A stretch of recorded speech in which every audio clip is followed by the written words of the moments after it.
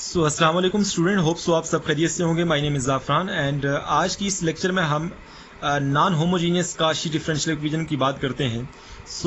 कुछ basic note है, उसको ज़रा सबसे पहले आप देख लें कि जब हमने differential equation with constant coefficient पढ़ा था तो उसमें हमने होमोजीनियस और नॉन होमोजीनियस वाले केस को डिस्कस किया था।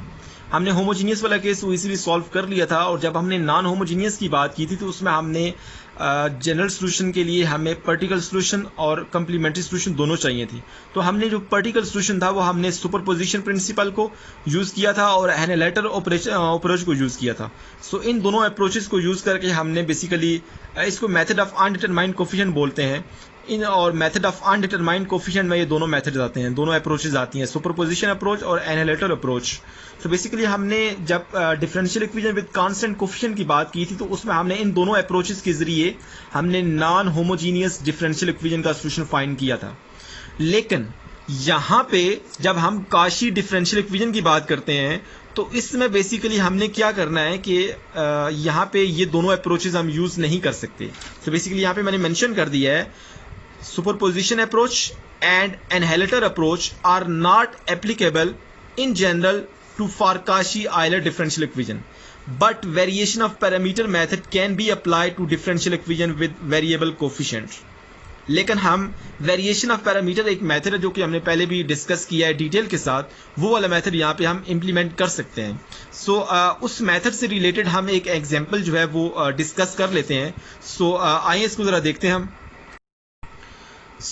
एग्जाम्पल नंबर 5 है basically Kashi Euler differential equation के इस टॉपिक में, और इस टॉपिक में हम non homogeneous Kashi Euler differential equation को सॉल्व करने जा रहे हैं। और हमारे पास जो काशी आयलर डिफरेंशियल इक्वेशन है वो कौन सी है, x square y double prime minus 3x y prime plus 3y is equal to 2x की power 4 into e to raise power x। ये एक non homogeneous second order Cauchy differential equation है। सबसे पहले इसका हम सोल्यूशन किस तरह से स्टार्ट करते हैं। स्टेप नंबर 1 में लेट करते हैं कि y is equal to x की power m। Corresponding homogeneous differential equation क्या बनेगी। सबसे पहले हम क्या करते हैं कि इस नॉन होमोजीनियस में से जो करस्पॉन्डिंग होमोजीनियस है उसको डील करेंगे और इसमें से हम कंप्लीमेंट्री सोल्यूशन फाइंड करेंगे। ये आपके पास करस्पॉन्डिंग होमोजीनियस डिफरेंशियल इक्वेशन है, और आपके पास जब y is equal to x की पावर m इस करस्पॉन्डिंग होमोजीनियस डिफरेंशियल इक्वेशन में पुट करेंगे तो आपके पास जो करस्पॉन्डिंग एक्सिलरी इक्वेशन आएगी वो आपके पास ये आएगी m into m minus 1 minus 3m plus 3 goes to 0। तो इसको अरेंज करें तो आपके पास m square minus 4m plus 3 equal to 0। इसको बेशक आप फैक्टराइज कर लें, और जब आप इसको फैक्टराइज करते हैं तो m की दो वैल्यूज आती हैं, m1 इज इक्वल टू 1 और m2 इज इक्वल टू 3। क्योंकि रूट्स आपके पास रियल हैं और अनइक्वल हैं तो केस नंबर 1 क्या कहता है कि सोल्यूशन की फॉर्म किस तरह की होगी, yc is equal to c1 x की पावर m1 और m1 हमारे पास 1 है, प्लस c2 x की पावर m2 जो कि 3 है। Where y1 is equal to x, basically ये जो c1 के साथ लिखा हुआ ये y1 है और c2 के साथ जो लिखा है ये y2 है। ये फंडामेंटल सॉल्यूशंस हैं।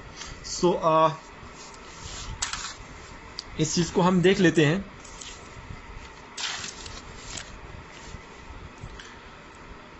हमारे पास जो हमने कंप्लीमेंट्री सॉल्यूशन था वो फाइंड कर लिया है। Standard form of the given non homogeneous differential equation क्या है, आपके पास जो स्टैंडर्ड फॉर्म है वो क्या है। आपके पास हमने क्या करना है कि जो y डबल प्राइम का कोफिशिएंट है वो 1 लेके आना है, क्योंकि हमारे पास यहाँ पे जब हमने क्वेश्चन स्टार्ट किया था तो हमारे पास y डबल प्राइम का कोफिशिएंट एक्स स्क्वायर था। तो जो दोनों साइड पे एक्स स्क्वायर से डिवाइड करें ताकि यहाँ पे 1 आ जाए और आपके पास जो given non homogeneous differential equation है वो स्टैंडर्ड फॉर्म में आ जाए। मैंने डिवाइड किया एक्स स्क्वायर से तो आपके पास ये स्टैंडर्ड फॉर्म में आ गई है। अब जो राइट हैंड साइड है वो एफ ऑफ एक्स होती है, क्योंकि हमने वेरिएशन ऑफ पैरामीटर मेथड को यूज़ करना है for solving non homogeneous Cauchy second order differential equation. तो आपके पास इसको हमने स्टैंडर्ड फॉर्म में लिखा, right hand side F of x होती है। स्टेप नंबर 2 में हम क्या करते हैं, लेट्स फाइंड रॉन्स्कियन। रॉन्स्कियन बेसिकली जो आपके पास फंडामेंटल सॉल्यूशंस होते हैं कंप्लीमेंट्री फंक्शन के अंदर, उनकी इंडिपेंडेंसी को शो करता है। रॉन्स्कियन जो है वो डज नॉट इक्वल टू 0 आना चाहिए। रॉन्स्कियन ऑफ y1 इंटू y2 क्या आएगा, y1 y2 ये जनरल उसकी फॉर्म है, y1 y2 y1 prime y2 prime इसका डिटर्मिनेंट। y1 हमारे पास x है, y2 हमारे पास x क्यूब है, इसका डेरिवेटिव लें x का 1 और x क्यूब का 3x स्क्वायर। सो इसका डिटर्मिनेंट फाइंड करें तो आपके पास रॉन्स्कियन कितना आएगा 3x³ माइनस x³ तो आपके पास 2x³। क्योंकि ये डज नॉट इक्वल टू 0 है तो इसका मतलब है कि y1 और y2 एक दूसरे पे डिपेंड नहीं करते। सो अब w1 भी हमें चाहिए, ये हमने w फाइंड किया। w1 किसके बराबर होता है कि आपने जो पहला कॉलम है उसमें आपने 0 और f(x) पुट करना है, दूसरा कॉलम बिल्कुल यही वाला रहेगा y2 प्राइम। सो आपने f(x) की वैल्यू पुट की, y2 की वैल्यू पुट की, y2 का प्राइम लिया तो आपके पास ये आ गया। सो यहाँ पे 0 है, f(x) की वैल्यू 2x² ex है और y2 की वैल्यू x³ है और y2 प्राइम 2x³ है। इसका आप डिटर्मिनेंट फाइंड करें तो आपके पास w1 कितना आएगा -2x⁻5e⁻x। इस तरह आप w2 भी फाइंड कर लें। सो w2 जब मैं फाइंड करूंगा तो आपके पास जो सेकंड कॉलम होगा उसकी मैं 0 और f(x) आ जाएगा और पहला कॉलम आपके पास यही वाला रहेगा y1 और y1 प्राइम। सो मैंने सारी वैल्यूज यहाँ पे पुट की तो आपके पास यहाँ पे जो w2 की वैल्यू आती है वो 2x³ e⁻x आ जाता है। सो अब हम इस चीज़ को कंटिन्यू करते हैं और देखते हैं कि हमारे पास वेरिएशन ऑफ पैरामीटर मेथड जो है वो सॉल्यूशन किस तरह से फाइंड करने में हेल्प आउट करता है। सो वेरिएशन ऑफ पैरामीटर में हमारे पास जो u1 प्राइम होता है, ये जनरल कुछ फार्मूलाज हैं, जिस तरह वो रॉन्स्कियन के फार्मूले थे इस तरह ये u1 प्राइम और u2 प्राइम के भी फार्मूलेज हैं। u1 प्राइम किसके बराबर होता है w1/w। w1 हमने फाइंड किया है, w भी फाइंड किया है, दोनों मैंने यहाँ पे पुट किए हैं। अब इसको कैंसिलेशन करें, x³ यहाँ पर भी है, x5 यहाँ पे है, कैंसिलेशन होगी 2 से कैंसिल तो आपके पास u1 प्राइम कितना आ गया -x² e⁻x, इसको मैंने 1 बोल दिया।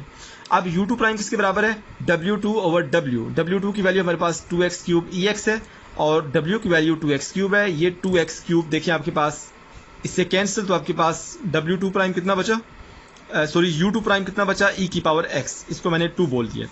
अच्छा अब मैं क्या करता हूँ, इंटीग्रेट करता हूँ इस 1 को और 2 को इंटीग्रेट करता हूँ विद रिस्पेक्ट टू x। 1 को मैंने इंटीग्रेट किया तो आपके पास देखें u1 तो लेफ्ट साइड पे तो u1 आ जाएगा और राइट हैंड साइड पे देखें आपके पास दो फंक्शंस हैं तो हमने इंटीग्रेशन बाय पार्ट्स का फार्मूला यूज़ करना है। तो आपके पास देखें यहाँ पे इसको मैंने फर्स्ट फंक्शन कहा है और ये सेकंड फंक्शन।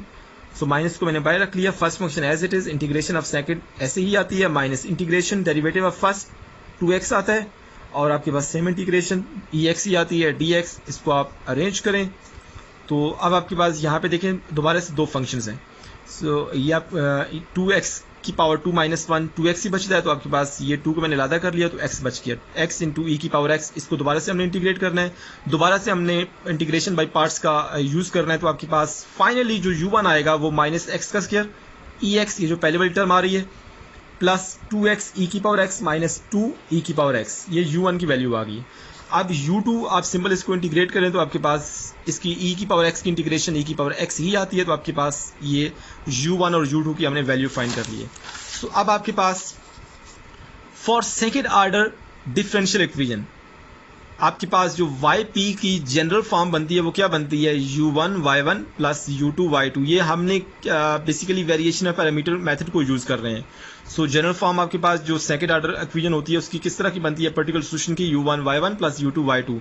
अब u1 u2 आपने फाइंड कर लिया है, y1 y2 आपने कंप्लीमेंट्री सॉल्यूशन में से फाइंड किया है। तो आपके पास सारी वैल्यूज में u1 की वैल्यू पुट करता हूँ, y1 की वैल्यू पुट करता हूँ, प्लस u2 की वैल्यू पुट करता हूँ, y2 की वैल्यू पुट करता हूँ। इन सारों को आप मल्टीप्लाई करें, अरेंज करें तो आपके पास yp की ये वैल्यू आ जाएगी 2x² e⁻x -2x e⁻x। सो जनरल सॉल्यूशन हम कैसे फाइंड करते हैं, y = yc + yp। yc हमने वो स्टार्ट में फाइंड किया था जिसमें हमने एक्सिलरी इक्वेशन को सॉल्व किया था और yp हमने अभी ये फाइंड कर लिया है।